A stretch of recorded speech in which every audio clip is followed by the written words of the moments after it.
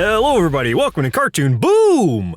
This is a show where I wake with a Saturday morning sun, popped on the floor with Big Blue Sugar's hero, and we'll show your favorite cartoons, both old and new. I'm Joseph. And nay, I'm a horse. My name's Chris. I'm a pony. I don't know. I've got a little tattoo on my butt cheek. What does yours say? What's your pony sign? Oh, it's just a picture of it's like kind of like crossbones, but it's two hot wings. It's like two little drummies. Obviously, have been dipped in hot sauce because they're orange. So what's your pony sona? Hot wings. Oh, that's your name. Yeah. Hot Wings. Okay. Yeah. That's fair. That's valid. Yeah. You can be what they you call want. me Hot Wings. In Ponyland. Yeah. Yeah, Hot Wings.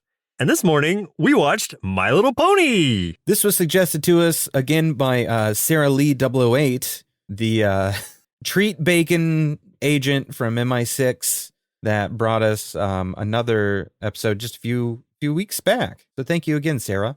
I feel like she kind of lucked out the way this worked out, and or she picked really good episodes, because we have so many on there now that the chance of getting two almost in a row is like completely rare. It's a rarity. I'm glad you mentioned that, and I'm glad you said the word rarity, which was the name of one of the ponies from the new one, not this one.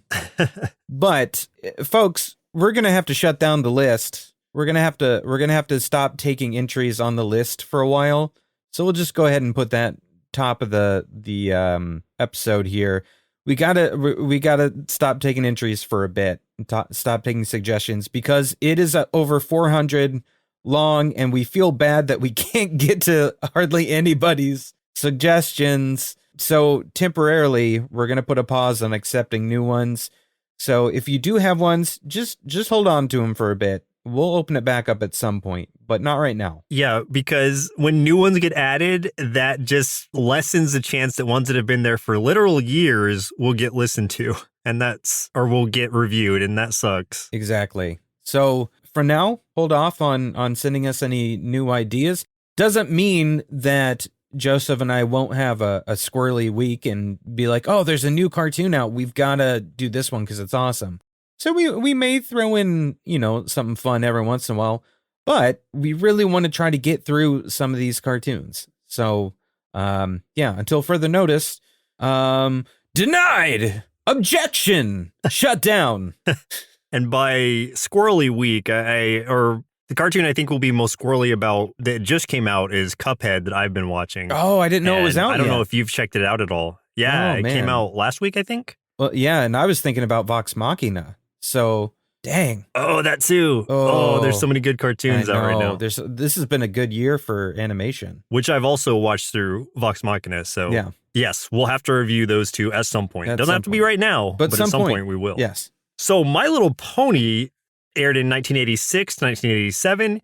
This is based on the My Little Pony toy line by Bonnie Zackerl, produced by Hasbro, Sunbow Productions, and Marvel Productions. This ran for 2 seasons, 65 episodes, and it was syndicated initially, so it ran on multiple networks upon release. Do you think because Marvel was involved with My Little Pony, do you think that there's a chance we're going to see some of these ponies in Doctor Strange and the Multiverse of Madness?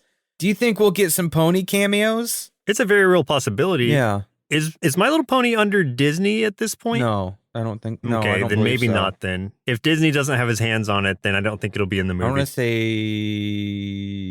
Hasbro right now. Yeah, I don't know what their relationship is like, but I doubt they're going to let some ponies guest star. Unfortunately, I would love to see them, but I don't think it's going to happen. All right. For a short synopsis, the story of a human named Megan, which is weird, in a world of magical ponies and their adventures together in Ponyland. Yeah, I feel like that's a little bit of a yeah, okay, never mind. I feel like it's slightly a mislead. Megan's not in every, episode, but I guess she's in enough of them. So, what do I know? Yeah, it's fine. It's about Megan. No, it's not. It's not My Little Megan. It's My Little Pony. And so please never say My Little Megan again. Let's never. I just feel like that's a simplification of this like big land of ponies and various other animals and creatures. Oh my gosh, yeah. So yeah, Megan's there, but like you said, not in every episode. So it's not the Megan show. Just to clear that up. What's the name of like when somebody crosses over into another dimension, like a fantasy world? Is it like an isekai or something like that? It's like Yeah, that, isekai. but this girl Megan into this world of ponies and witches and rat people and zebra men and just anything. I wonder if the My Little Pony movie that preceded this cleared up or like gives us info on how the humans got into this world. You know what I mean? I don't know. Because this first episode is a direct follow up to the movie. Oh, I didn't know that. So the movie came first? Yeah. The movie came beforehand. Oh, interesting. Yes. No, I didn't know that. I thought the show. Okay. Interesting. I'll go into it a little bit more in the marshmallows, but for now, who are some of the actors who played in this show? Well, thanks again to the lore keeper John Coulis, who sent in a bunch of cast information to us, so I'm going to read some of that here for you. The voice of Megan was done by Bettina Bush, who was also the voice of Rainbow Bright in the Rainbow Bright cartoon, Kai Green in Ben 10 Omniverse, and Gloria in several Madagascar video games and short movies. The voice of Spike, remember Spike? He was the little purple dragon kid that, I don't know why he's there with all these ponies. Yeah. Yeah. That was cool because I did recognize him from the other one Friendship is Magic one. Yeah. Yeah. He had a much bigger role in that one. He's only in like 5 episodes of this show. Anyway, he was voiced by Charlie Adler, someone we've talked about a lot on this show. He was the voice of T-Bone in SWAT Cats, Ed and Bev Bighead in Rocko's Modern Life, Silverbolt in Transformers, Buster Bunny in Tiny Toon Adventures, whole bunch of things. If I named them all, I would run out of air and die. And so to keep myself alive, I'm going to move on. The characters of Buttons and Paradise were voiced by Susan Blue. This is someone that we've also mentioned a lot in the course of doing this show. She's been in lots of classic cartoons like Scooby-Doo and the Ghoul School, The 13 Ghosts of Scooby-Doo, Brave Star, Jem, Transformers, lots of stuff from the 70s, 80s, and still continues to do things as well. So there you go. The voices of, okay, so now I'm going to start naming a whole bunch of ponies, and just for you, Joseph, I want to see if you can picture any of them in your head when I say any of the names. Okay. Because I bet you can't. The voices of Gusty, Posy, Truly, Honeysuckle, and Surf Rider. Surf Rider were done by Nancy Cartwright, best known, of course, for voicing Bart Simpson and Nelson from The Simpsons. She's also done the voice of Mindy from Animaniacs, Rufus from Kim Possible, and Daphne Gilfin from The Snorks. The voice of Whizzer, Masquerade, Magic Star, Sweet Stuff, and Sunshower were all done by Jeannie Elias, who also voiced Boof from the Teen Wolf cartoon, which we did that one a long time ago. I almost forgot about that one. As well as Princess Toadstool from the Super Mario Brothers Super Show, and Pugsley Adams from the 1992 Addams Family cartoon. The voices of Fizzy, Heartthrob, Lickety Split, Ribbon, and Water Lily were done by Katie Lee, who also voiced Sunny Gummy from The Adventures of the Gummy Bears. I know is one of your favorite cartoons from when you were a kid. Mm-hmm. She was also Rolf from The Muppet Babies, and was the original voice of Alex from Totally Spies. Totally.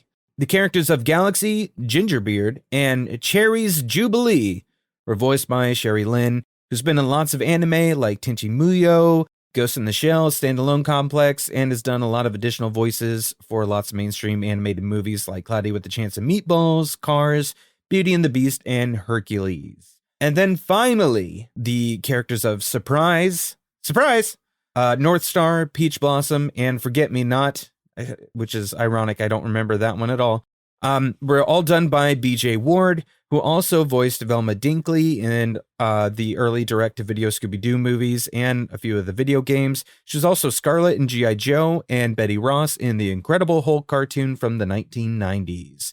There's your cast. I'm gonna try to breathe now. Yeah, I think out of that bunch, Surprise is one of the only ones that I remember what she looks like. And the other ones, I don't even know that we saw half of those ponies. There were just so many in this show. I have no idea. A lot of times they wouldn't refer to each other by name. They would just kind of say it out into the void, and you're like, I don't know which one they're talking about. Yeah. They're just talking to each other here. So it's confusing, but only because there's such a huge cast. Yeah, of there's ponies. Tons of them. So many ponies.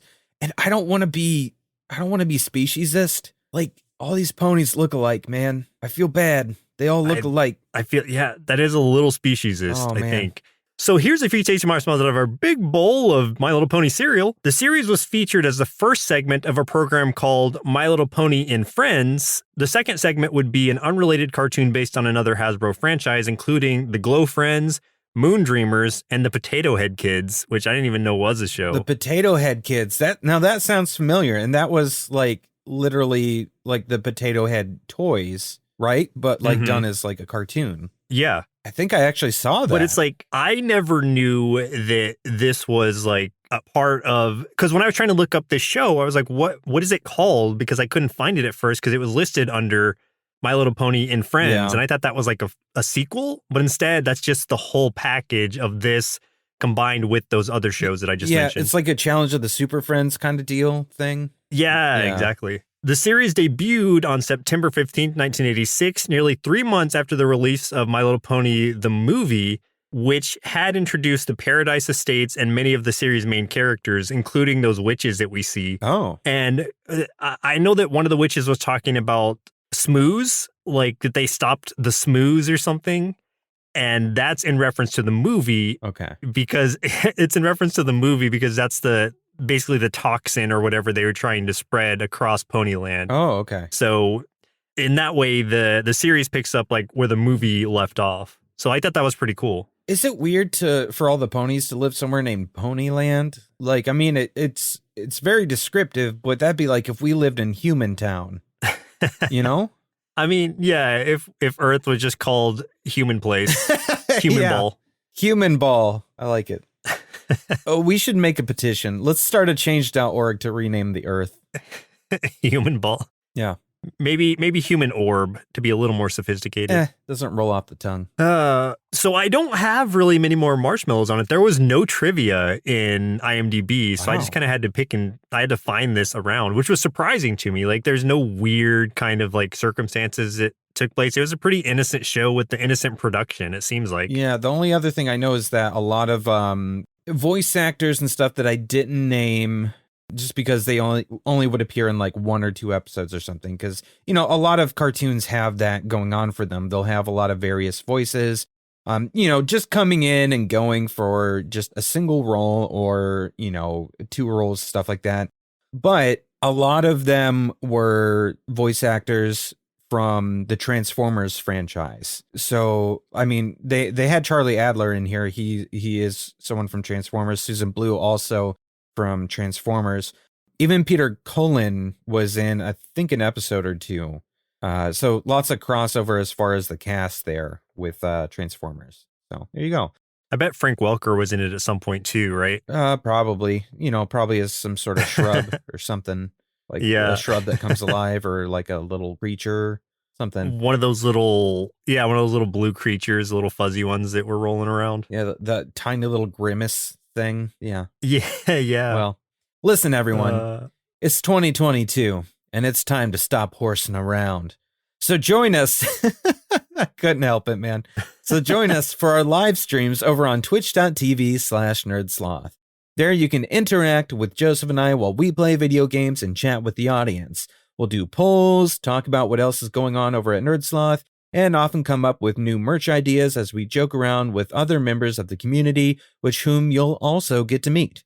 We also play a variety of games, from retro stuff like Legend of Zelda, Link to the Past, and Donkey Kong Country, both of which we just completed on stream recently, to newer titles like Vampire Survivors and Pokemon Legends Arceus, and lots more. Also, for a big announcement, as well as a very big thank you, that thank you goes out to our new editor, Jack, who has been a longtime listener and has participated in several of our live streams, especially anytime we play Fall Guys. Jack has actually been editing the last few episodes of the show, and now because of his hard work and generosity, we will be able to start putting out episodes of Cartoon Boom.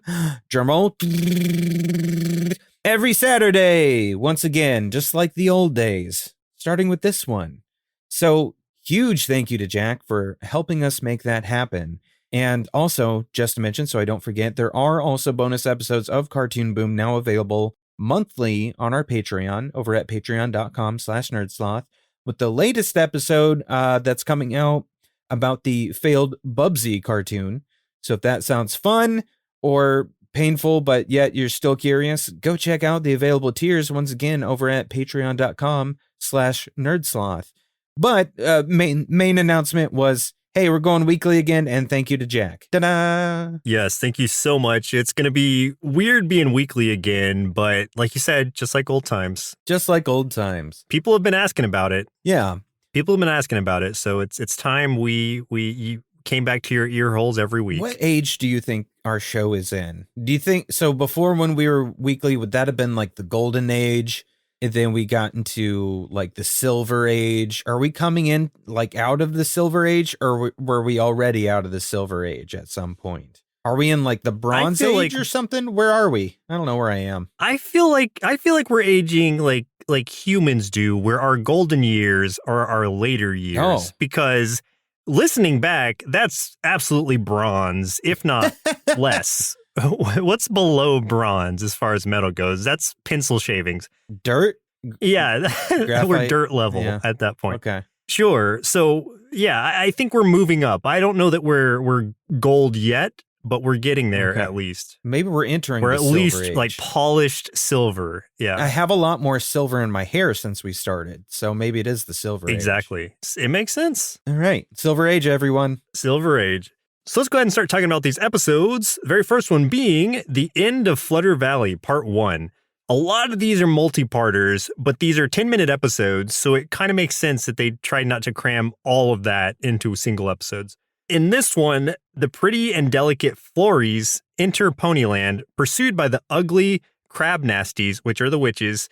Posey instantly likes the Flories, not knowing they can hide evil within.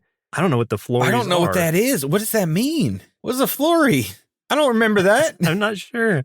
I'm so confused. I need to look this up. I need to look up what the Flories are real quick. Because maybe that's like the general synopsis of the entire thing. That doesn't look right. They were like flower people. I don't remember ever seeing those. we didn't see any of those. IMDb. Did you mislead me? This is garbage. One sec. So yeah, I guess like we don't see the Flories in this first episode. This is a 10-part thing, so that synopsis doesn't make sense to me. No, we saw no Flories. I don't know what that is. I don't want to know what that is. It scares me. Let me tell you, the way this cartoon opened, I don't understand why someone thought it was a good idea. Who signed off on that laughing/whinnying by surprise? It was like painful to my ears that's the first thing that happens when the episode starts. Yeah, that was the very first thing. That was gross. That the very first thing was like, okay, I'm getting into this. Oh, cute song. Okay, yeah, My Little Pony. Okay, setting the mood, and then it's like, and I'm like, oh God, yeah, no, it's like someone screaming into your ear. This is over. I'm done. Yeah, I was annoyed already. So these ponies are going to deliver a cake to Flutter Valley, and the witches from the Volcano of Gloom, which are the mom is Mother Hydia and her two daughters Rika and Draggle. Rika is the short one, and Draggle is a tall, redheaded one.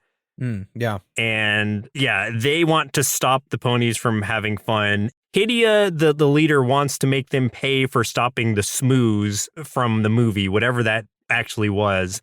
And yeah, really, like these 10 minutes are encapsulated by the two daughters of Hydia going after the ponies. Smooze just sounds like something a dude from the 80s would call like him trying to get like his Mac on or something, like when he's trying to really lay it down with the ladies, he's getting his smooze on, you know? I think smoozing is just like networking is another word for networking generally. Yeah. Oh, maybe it's a sexy kind of networking, is smoozing. I don't know how, I mean, it sounds sexier than networking, but to smooze is just to, meet people in like, hey, you want to smooze? Want to smooze with me? Here's my LinkedIn profile. Sure. Here's my card. Yeah. It's weird to me that the witches just look like poor country bumpkins. You know, out of all the things they could have done, like designing witches, it just looks like, you know, they're from anywhere in like lower Mississippi. But it is what it is. These witches were definitely made out to look like hillbillies and very dirty ones. At one point, the shorter one, Rika, she falls into a puddle of mud, finds an old shoe in it and then drinks the mud from that shoe. It's like as if why not, they just man? really want you to know that these witches are filthy and have bad taste. Yeah, dude. Oh, it's so good.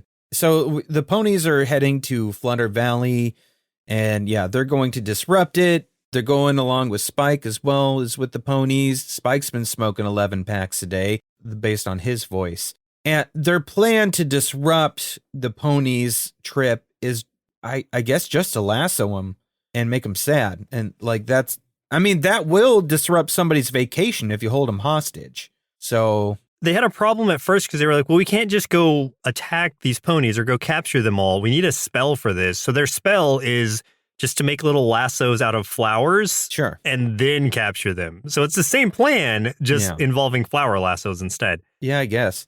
But then, was it Spike got away? Someone got away and then let the Flutter ponies know, which are ponies that fly because they have wings. And then the Flutter ponies are like the military when it comes to My Little Ponies. I guess. They're the ones, the combat trained ponies. They kind of come and save the day every time. Yeah, they come in, they save the other ponies. Like the one that was carrying a cake, the cake gets a little smushed.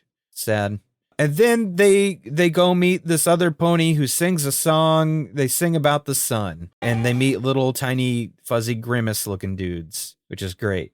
Well, you're speaking of Rose Dust, queen of the Flutter ponies. Yeah. I don't want you to downplay the importance of the queen of the Flutter Rose ponies. Dust, Marigold Thorn, whatever her name is. She sang about the sun, but then the witches cause basically like a almost like an avalanche kind of thing to happen. They do a spell. Yeah, a landslide. Yeah, all these rocks come falling down, and it's about to knock down the sunstone that they were all singing and dancing around. But then I'm like, oh, I wonder what that means. Like, and then the episode just ends, and I'm like, oh, dang, just when you were getting me.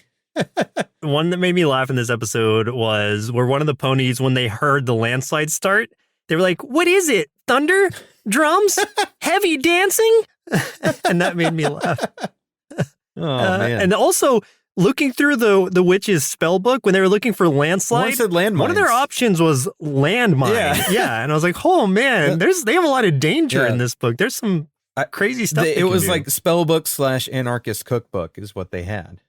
Yeah. Don't Google that. There was the A on it with the cross. Yeah. Also, we meet the bush woolies, which are the little grimace blue guys we were talking about. Yes. They were offering food. What was funny also was kind of at the end of this episode, Rose Dust was telling the Flutter ponies to run. She was like, run, Flutter ponies. And then she's just like, hide, bush woolies. Like, she's not telling the bush woolies to get out of there. She just like, distract them. Yeah.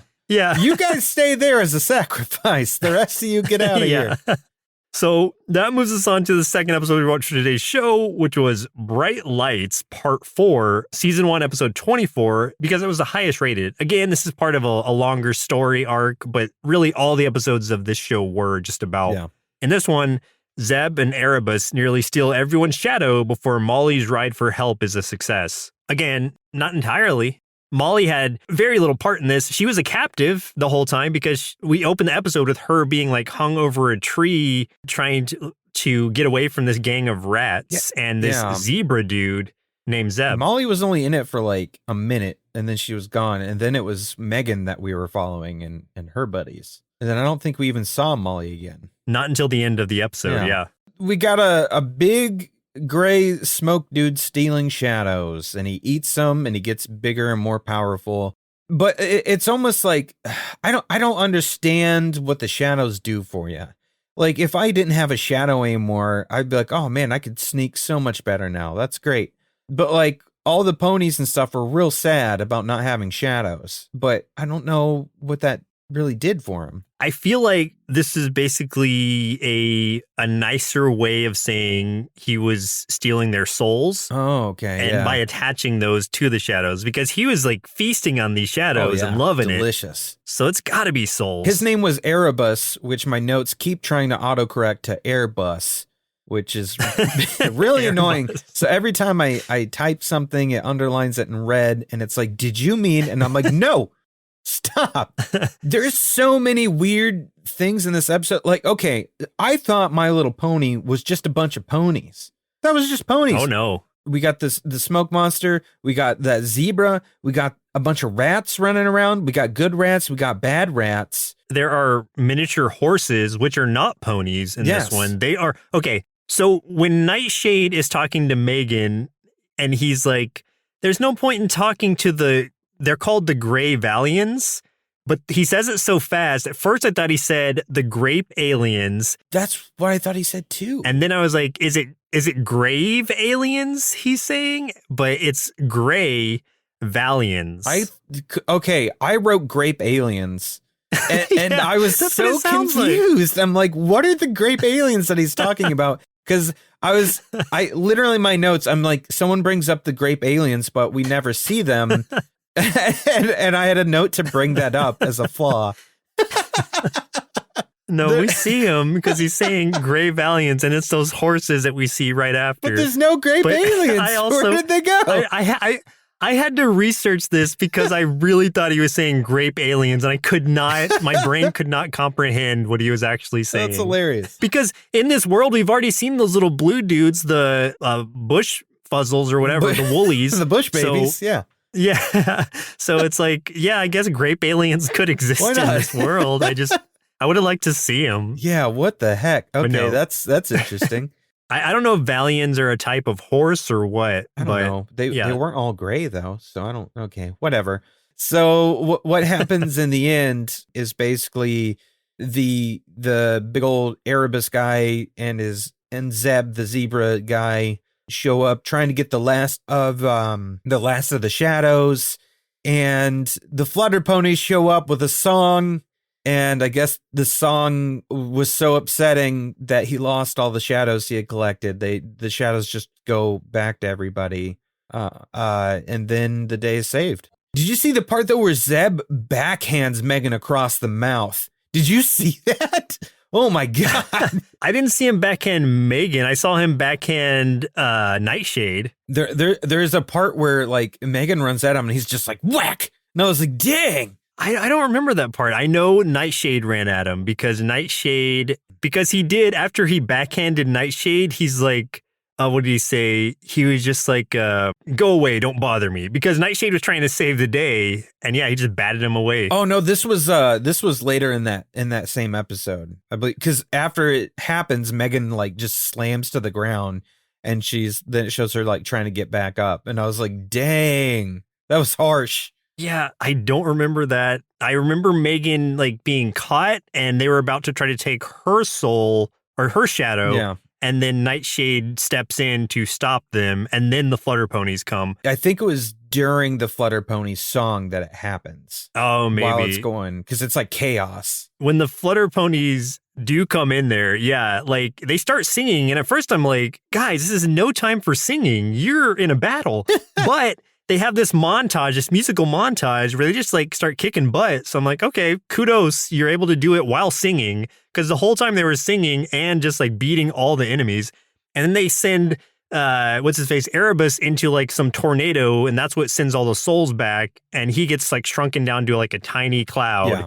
And they capture him, I guess, and arrest the zebra dude. And then Nightshade. Okay, so Nightshade is a musician, apparently, and he basically sold his soul or his shadow to Erebus to make him a famous musician. So it's kind of like a deal with the devil type thing. And then Nightshade regrets it, so turns on him, and that's where this whole thing is like rooting. And so after all this happens and the day is saved, Nightshade puts on a concert about the moonwalk or something to celebrate their victory. The whole song is about doing the moonwalk and how to do it and why you should do it, because it's cool.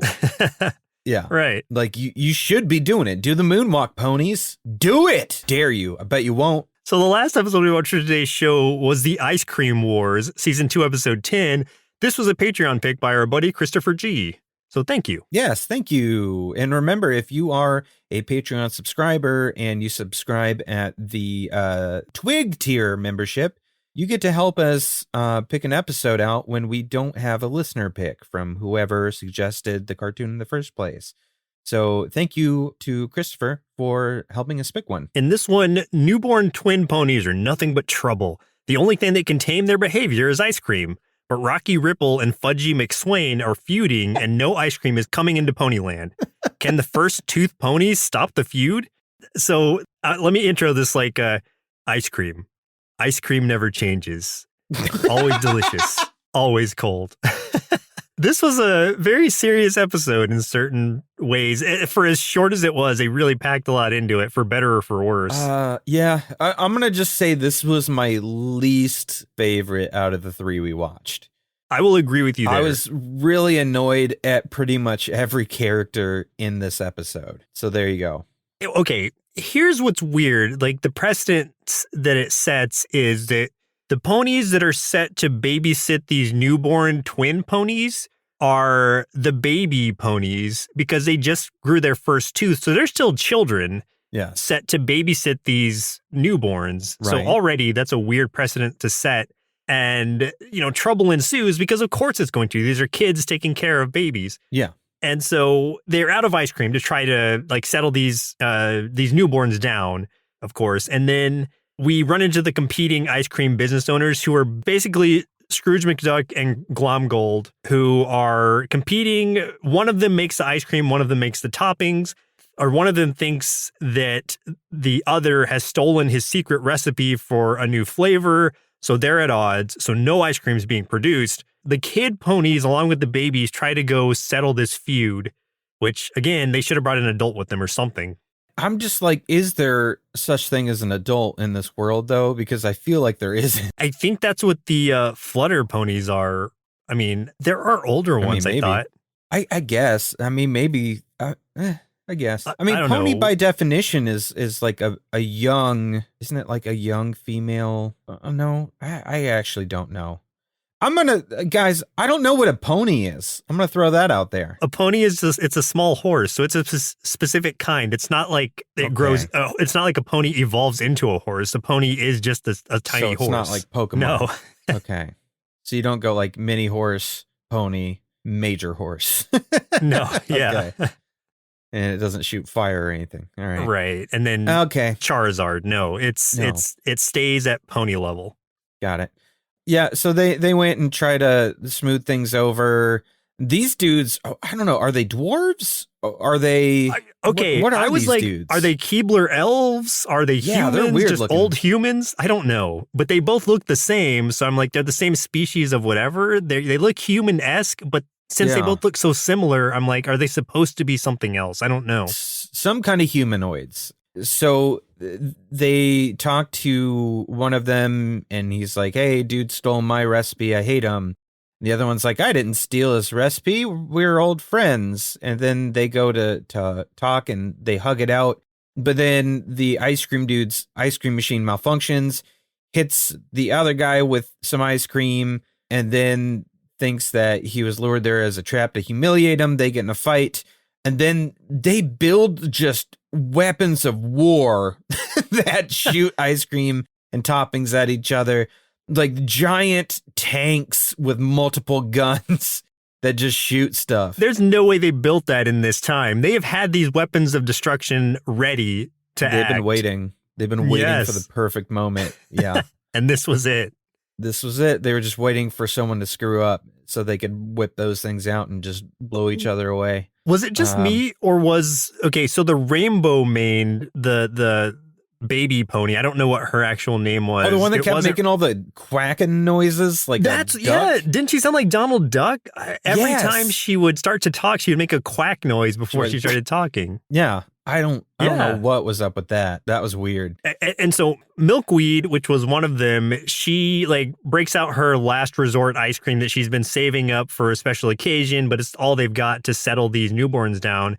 And within that ice cream, there happens to be the lost recipe. So what's his face? Rocky Ripple, he accidentally had let that recipe fall into the ice cream machine and it got put into the ice cream, into the pint of ice cream. So that's where it was lost. It wasn't stolen. So she goes to settle the score while they are at odds in these giant tanks. So she gets right between them and holding up the recipe, and they almost crush her between these two tanks. Yeah, they almost freaking killed her, and they freaked out about it. And they both get out and they apologize to each other. They hug it out. And that's the end of it because it's a 10-minute episode and they crammed so much into it. They crammed a like century-long rivalry, it seems like, into this 10-minute episode and tried to resolve it. Big time. Yeah, that's pretty much all to say about that one. It wasn't the best, but it made me want ice cream. So yeah. Well, Chris, looks like it's about time we send our inner kids to Ponyland to hang out with the Flutter ponies, or more realistically, to join Erebus's gang of shadow stealers and get beaten up by the Flutter ponies, then see what they thought of the original My Little Pony series. At first I thought this cartoon was just gonna be a bunch of farm garbage for horse girls, but it was actually not terrible. But there's so many ponies I can't remember any of their names. I think there was purple one, fluttered horses, rainbow-haired duck noise. Who else? Okay, you know what? I don't even care if the other boys at school make fun of me.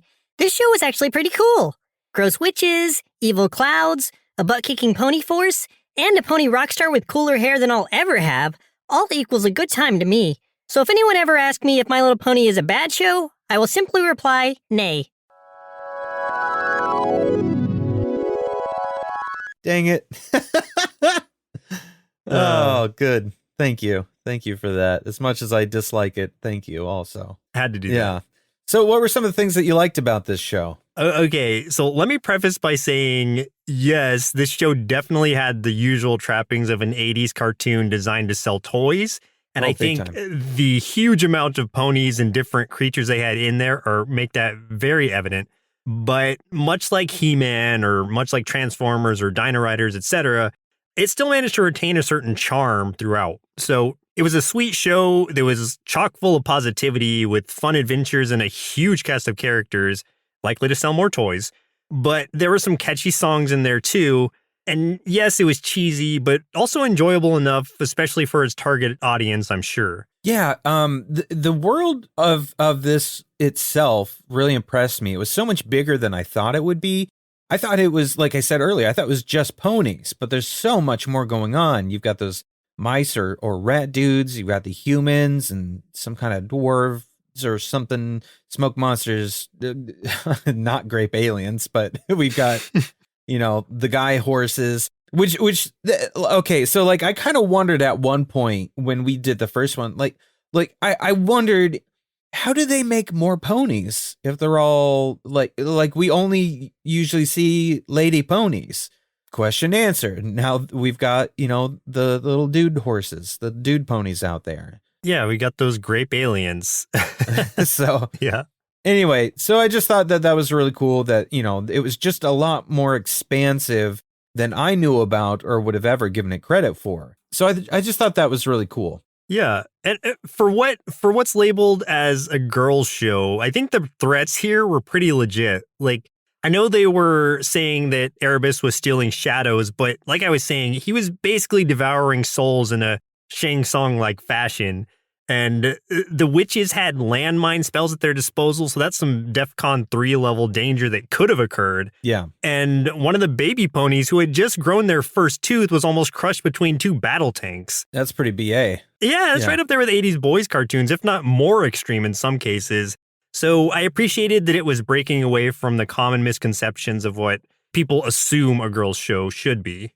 Yeah, because I would have thought just with how it's designed and how everything's laid out, which I like. I think it's a really cute show. And honestly, I didn't get annoyed by the songs. I think they fit what the show is supposed to be and who they're targeting. But I just felt like every episode of this would be kind of like that Ice Cream Wars one that we just talked about, where it's more just silly, goofy stuff and there's no real consequence. But they definitely took it farther than that. They did way more than that for sure. And that was very evident in the other two episodes that we watched. They didn't have to do that. They could have just made them all those zero consequence episodes, but they actually did write, some conflict and other things in there that gave it a little bit more substance and really expanded the idea of the world. And I really appreciated that about it. Yeah, definitely. So was there anything that really stood out to you as a dislike? I mean, the animation had its rough points for sure. There was lots of clipping that I noticed. There was one instance where a character was animated to the wrong voice. None of that is unusual for the time frame in which this cartoon was made. However, what I struggled with was the amount of characters squeezed into the show that I could not, even watching these 3 episodes, I could not name a single one of them in a lineup.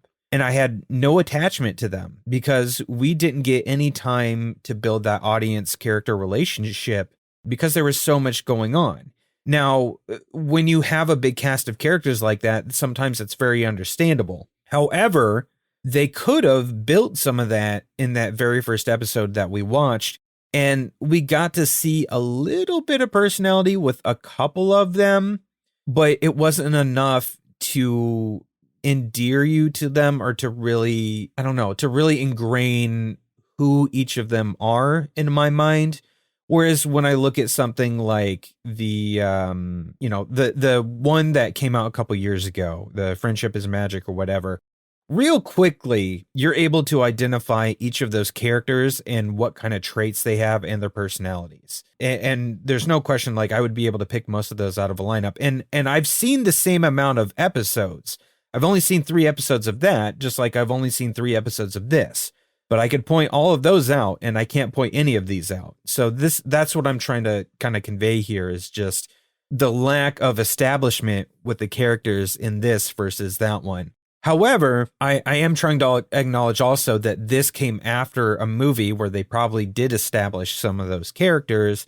But for those coming into this fresh, it's really rough. Yeah, because a lot of them, like you had said, are just kind of palette swaps. They look so similar that it's hard if you're not seeing personality out of some of them either, because a lot of them are background characters, that it's like if every character in Mortal Kombat was just a palette swapped Scorpion, Sub-Zero, which a lot of them are, yes, but Yes. If that was like 20 plus of them and they didn't have much different move sets, you'd be like, okay, which one is this? Is this Reptile? Is that the darker green one? I don't know. Like, that's kind of how it felt. And I think also my biggest complaint about this was that while most of the episodes were multi-parters, like consisting of 3 to 4 episodes or 10 in the case of the first storyline, since they only had 10-minute runtimes, that makes sense to me that they would be split out like that. I mean, we have seen other series successfully pull off telling a decent story in those 10 minutes.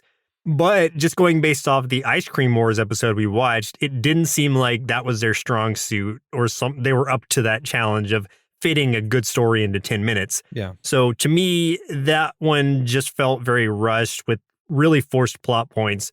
So it's probably for the best that most of these episodes, or I guess that the solo episodes are very few and far between, and most of them were the multi-part stories.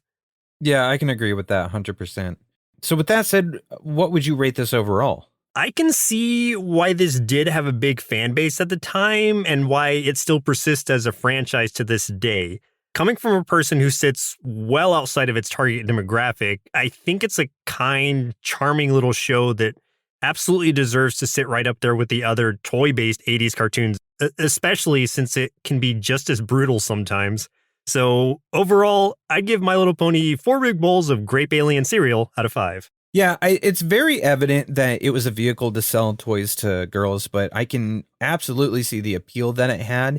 And while I do believe its predecessor is superior because it addresses that big issue I pointed out about not getting to know the characters well enough, we wouldn't have had that if this didn't exist.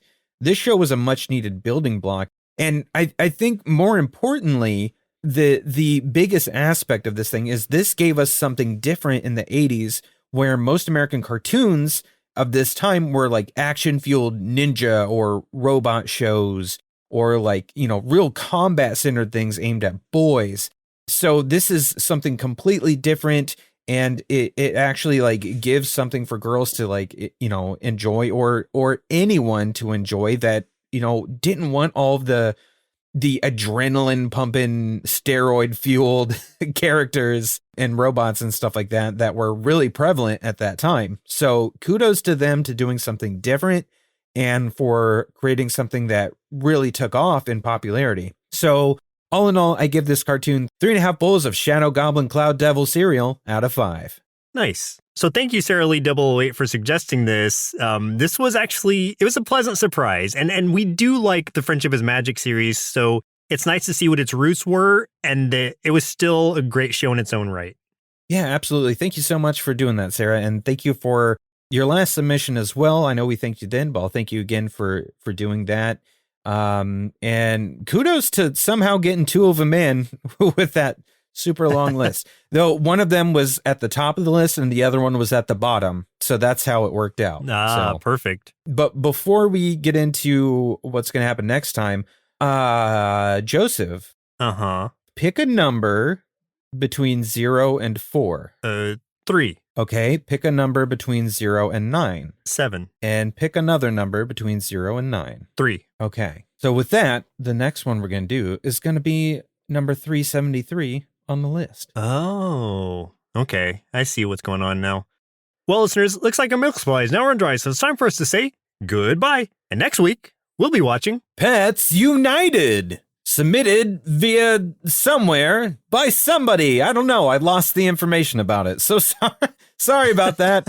Real sorry. Perfect. Yeah, I feel bad, but I love you, whoever submitted this. Love you. Oh, well, once again, I'm Joseph. And I'm Chris. Sorry. And we'll see you next Saturday.